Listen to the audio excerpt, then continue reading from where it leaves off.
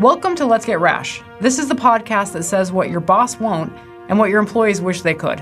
I'm Jessica Rash, a former insider turned leadership coach, and I've got one goal. It's to expose the broken systems, the weak leadership, and the fake culture that's ruining your workplace. We're not here to be nice, we're here to be real. You ready to stop blaming and start leading? Let's get rash about it. Hi, today we're slowing it down just a little bit, and we're going to dig in a little bit deeper. We're talking about playing defense in a game that you guys started. Don't worry, I will keep this short and rash.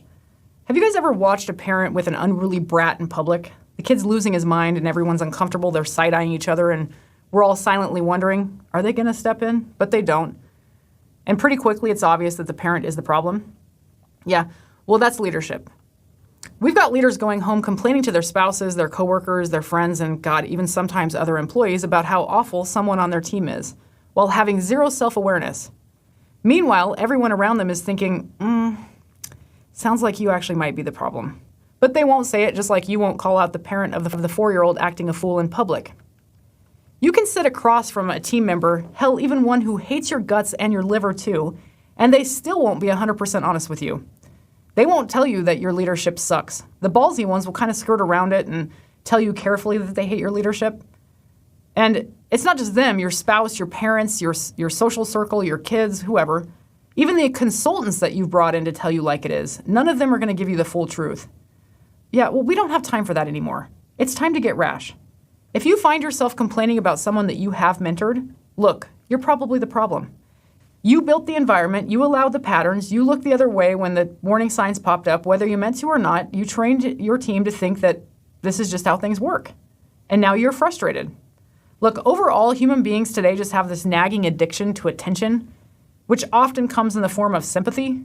So attention, in whatever form that is, always trumps leading. Here's the truth. Most leaders will never stop and look at the expectations, the habits, the tones that they have set, and that's what's pushing good people into burnout or straight into somebody else's offer.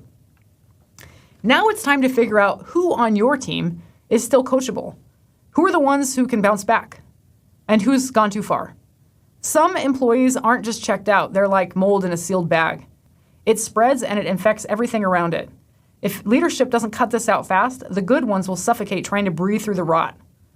For your good employees, the ones who still care, every day they show up and get hit with a wall of indifference or worse, straight up disrespect. They're buried under ridiculous approval processes just to order a stapler. They are communicating on average using 5 to 9 platforms for communication. And then, just to top it all off, they get to watch the worst employees skate by. Late, sloppy, loud, disruptive, while nobody will say a word. So yeah, they go home defeated, mentally tapped out, not because they're lazy, not because they're entitled, but because they are tired of being the only ones holding your broken system together. Let's talk about camaraderie for just a little bit. I remember an era that was kind of already dying out by the time I entered the workforce over 20 years ago, but I caught like a little glimpse of it on my way in. There was a time when the entire team, leadership included, actually knew each other's families. They helped each other move, they spent weekends together, invitations to important events like graduations and weddings were passed around, barbecues at someone's house, camping trips, boating, golf tournaments, workplace pranks, Christmas parties at the owner's house.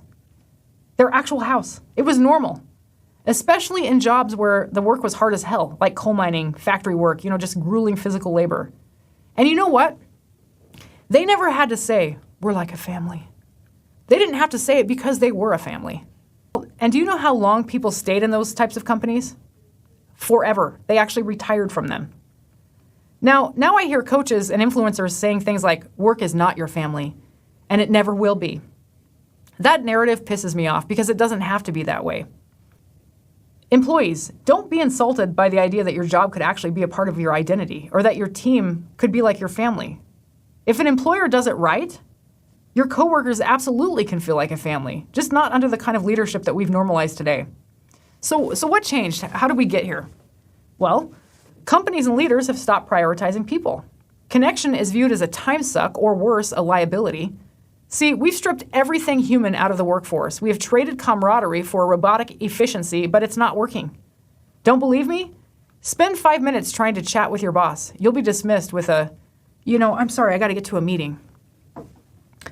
Some of these bosses hold themselves above it completely. From day one, they'll draw an invisible line in the sand that means we are not friends and we will never be friends. That's why your people are leaving. It's not because they didn't want to work hard. It's not because they weren't a culture fit. They left because you built a place where connection is impossible, where the mission is just a job, where loyalty died the moment it was clear that you weren't in it with them, you were above them. Today's idea of deep fellowship at work is shallow at best. It's a quick, how was your weekend? Before it's back to business, unless, of course, you're complimenting the leader. Funny how they always have time to tell you about the amazing little boutique where they bought their shoes. But real connection, real conversations? Nah, no time for that. The new work bestie? Artificial intelligence. Yeah, I know. Shamefully, I've done it. Employees are confiding in bots about their work issues. Leaders, you have missed so many opportunities to step up and actually know the people working for you. Work alongside them for the day, not from your office, but in the trenches. And if you work for a company that discourages this kind of connection, I truly am sorry, but get around it. Invite your team over to your house for dinner. Your actual house. Yes, I said that. And if your house doesn't meet whatever image you think a leader's home should project, meet at a park, sit on a bench, bring pizza, whatever it takes, just be real. And before you even bring this up, no, your fancy company party does not count as connection. Just like your mission statement, it was not built to serve the employees, and we'll dig into that illusion in another episode. Because here's the thing, employees know when they're getting customer service instead of genuine conversations. Stop with the bank teller chit-chat. Stop with the surface-level smiles. Be human, be honest. That's leadership. Yes, of course, you should still have some level of bank teller chit-chat. I'm not saying to skip the small talk entirely. I'm saying that it can't be all that you offer. Today, there's more connection from your favorite coffee shop than at work. You've got to go deeper than surface-level pleasantries. That's the point. You can't fake connection. And if you need a lesson plan on how to say hi to your team or you're still clinging on to some diagram with cutesy acronyms, you have missed the point yet again. The other gigantic rupture with today's work model is that it's all built in a reaction mode. It's stuck playing defense, but not the kind you think. It's not just micromanagement, though there's plenty of that. It's just baked into the whole model. The entire structure is reactive. It's all wait until there's a problem, fix it in panic, cover your ass, and blame someone else reactive. It's the leaders who pour gas all over the place, light a match, and then wonder, why is everything on fire? Then turn around and blame the employees for not calling 911 fast enough or putting the fire out before it caused major structural damage. Then, when employees are graded on initiative, they get, we would really like to see you be more proactive. Cute. That's like expecting the house to be painted while it's flooding. I've seen entire teams spend their whole day, answering every ping, request, last-minute fire from corporate, like the customer doesn't even exist anymore. Companies have given a back seat to the actual customer, and the new customer has become the finance department, or HR, or someone else within the company that has a title but works in a different building who doesn't actually bring in any revenue. None of this builds trust. None of this creates a workplace that people want to stay in. It's not about synergy. And it sure as hell doesn't generate revenue, not a dime. In fact, it's costing you thousands. Let's get rash about this.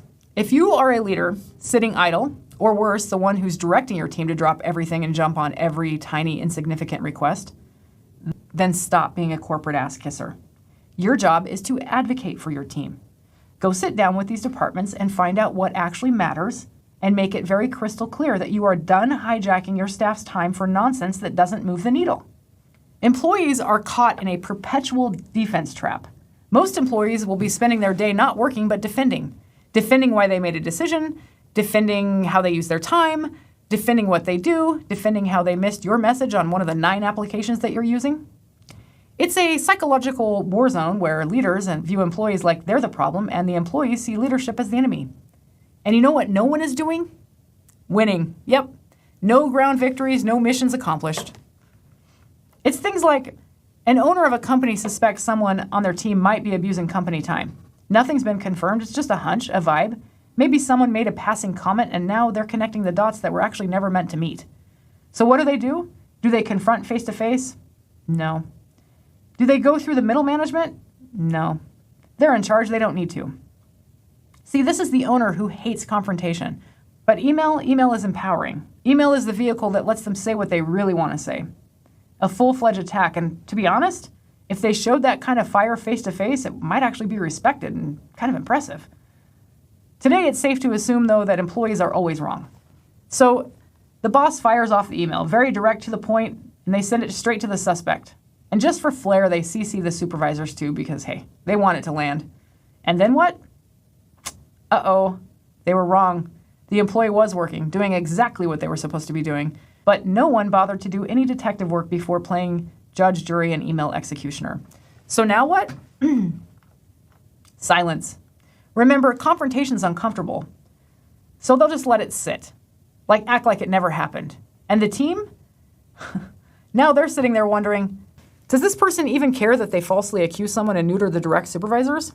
Is this how things work here now? Guilty until proven innocent? All three people affected by this are consumed with thoughts of leaving the company. They now have a deep understanding of quiet quitting and are now seeking work-life balance. If this is you, the leader, first things first, right now, go apologize to everyone involved. You don't get to make this mistake and then act like it didn't happen. Everybody listen up overall. This is a message for anyone listening. Stop with the keyboard warrior bullshit. The world is tired of this. You got something to say to your team? Say it. Face to face like a real leader. Stop hiding behind Outlook and your fear of confrontation. Stop firing off emotionally charged emails dripping with sarcasm like you're dropping bombs. You want to lead? That means you talk, you ask, you show up. Business owners, executives, military brass, whoever you are, let me say this very plainly. A majority of leadership mishaps could be solved in a matter of seconds if people would just pick up a phone or have a real in-person, face-to-face conversation. And another thing, if you have built a chain of command, then use it. If you don't trust your managers to manage, then you've got yourself a pretty big problem, don't you? Either you have hired the wrong people, or your business is such a shit show that no one knows what the hell's going on. And that starts at the top, bud. That starts with you. Every time you guys light one of these fires, you lose a room in the house. It can be rebuilt, but it's going to take time. It takes trust, it takes a lot of money, and it takes some humility.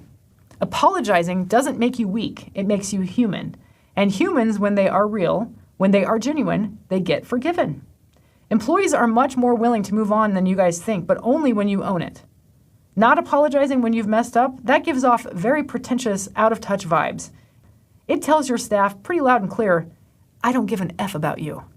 So don't be surprised when they return that same energy. Now let's swing this back to the main point, which was the perpetual defense trap, because that's what this episode is really truly about. Work has become a place where employees are constantly preparing for war. And it's not war with the customers. It's not war with the competitors. It's war within their own leadership. I've actually had jobs like this, and it was awful. As someone who always shows up excited, ready to make an impact, talk about being derailed. In one of my jobs, I literally kept a journal, not to grow, not to reflect, but to log every detail of my dumb day, all to prepare for that daily, how's it going message. Leaders, if that's what your employees are doing, you have a big problem. If your team feels like they need to keep receipts just to prove they're worthy of being kept around, you're not running a business, you're running a courtroom. And here's the root of it. If you don't understand your own operations, you don't know how long a task takes, and if you've never done the job, you have zero frame of reference for what's realistic, then you're just guessing. And then you're turning around and blaming. Let's talk about those broadcast bosses. You know the type. An email gets fired off to 70 people with a subject line like, reminder, let's all stay professional and accountable. You're sitting there thinking, what? You stare at it for a good 10 minutes. Is this about me? Did Randy tell on me for messing up that order? No, Randy wouldn't have told on me. Oh crap, I bet this is about Sheldon. I was pretty harsh with him. You start pacing, you wander down the hallway trying to do recon. Eventually, you find out that everyone actually got the email, which is a relief. Okay. But still, what were they talking about? Oh, I know what it is. On to more speculation with the team. And then, 2 weeks later, you find out the email actually wasn't about productivity, performance, or even anybody in your building. It was about 2 specific people known by name in another department that have been humping. Yeah, that was it. That was the whole scandal. So instead of pulling them into a room and having a very simple adult conversation, leadership decided to hit the red button and shake the entire damn snow globe. What was the goal? To create mass confusion? To destabilize morale just for sport? Kill 70 birds with one stone? And it gets worse. I've seen leaders throw their teams under the bus in front of clients. I've seen this as a customer. I'm sure you have too. Oh, I'm so sorry for the delay. My staff didn't get on top of that. Excuse me, what? You want loyalty from employees, but you're out there taking cheap shots to save your face? For employees, work has become completely reactive. There is no time to be proactive, none. Which means most of them are stuck in defense mode by default. Every meeting, every email, every text, every chat message suddenly becomes the new top priority, and whatever task they were working on prior, that one gets shoved straight to the bottom of the list. Allow me to get rash with you. Communication platforms are the ruination of efficiency as we know it. Employees are getting hit from all sides: texts, emails, share drives, chats, virtual meetings, in-person meetings, phone calls, social media platforms, Slack teams, you name it. Well, I already sent you that file. Oh, cool. Let me stop everything I'm doing to dig through 9 possible platforms where that might be. And within each one of those platforms, multiple groups, folders, threads. Perfect. Still can't find it after wasting an hour? I'll have to admit defeat and call myself stupid. Only to find out, surprise, it was uploaded into some new system that no one even told us we were using yet. Awesome. And for all you number-crunching, budget-conscious leaders, every time you guys interrupt your team with a message that you expect answered immediately, congratulations, you've now trained them to believe that you or whatever random topic you're pinging them about is always the priority. Fun fact, it takes the average human being 23 minutes to get back on task after a single interruption. So how's that for efficiency? Here's your biggest takeaway from today's episode. Lean in, this part's the real secret. Take command of your communication systems now. Today, not next week, not when you have time, now. Here's the other problem with work today. Most people involved in a project or department have figured out one of 2 strategies: overcomplicate their piece of the puzzle or just pass the buck entirely. And for a lot of employees, just giving up is starting to feel like the easiest option. Let me give you an example of what I mean. You need to update your W-2 because you were hit pretty heavy on taxes last year. So you call HR. They immediately refer you to the portal. Great. You already tried the portal because, surprise, you were trying to avoid talking to HR in the first place. But they assure you, with that tone, no, it's definitely in the portal. So you start questioning yourself. Maybe you missed it, but they're not about to stay on the phone and walk you through it. Their entire vibe is screaming, this call is over. You log back in, you search every tab, still nothing. You even wrote coworkers into double checking, and guess what? You were absolutely right, it's not there. You call back and politely let them know, hey, it's actually not in the portal. I'm really sorry to bother you. You replay the whole conversation and you can feel them trying to pass you off again. 3 hours have now been wasted trying to update your W-2. If you get snippy, then you're the problem and HR has no issue escalating that to your boss. So you go back and forth a few more times until finally, you know what? F it. You'll just deal with the tax consequences. That's much easier than dealing with Alex. Some departments within the workplace have a direct line to the big dogs, and then they start acting like they run the show. They'll send out the directives, and if it doesn't get answered in their power-hungry little time frame, they go crying to the boss. The boss, instead of managing like a grown-up, will mass email out one of those "you will do this" messages, effectively stamping their approval and handing power right over to that department. And now, that department has become the one everyone drops everything for, every single time. Because once the boss backs them, that's who employees answer to, no matter how chaotic or ridiculous it gets. Work today, it's like the first 15 minutes of a 90s underdog sports movie before the star coach shows up.